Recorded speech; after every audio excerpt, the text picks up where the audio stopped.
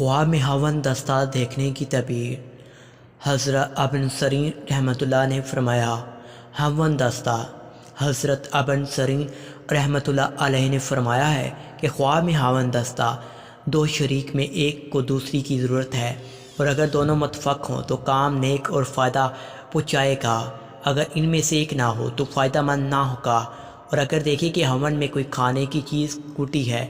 دلیل ہے کہ صاحب خواب کو اس کی قدر اور قیمت کے مطابق رنج اور مشقت کے ساتھ نفع ہوگا، اور اگر وہ چیز دوا ہے اور امساک کی ہے تو زیادتی مال پر دلیل ہے۔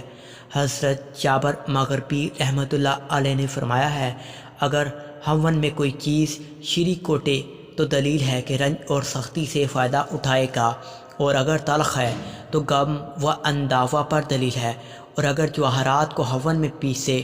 اور کوٹے دلیل ہے کہ اس قدر منافع دیکھے گا اور آخر کار اس کا مال ضائع ہوگا۔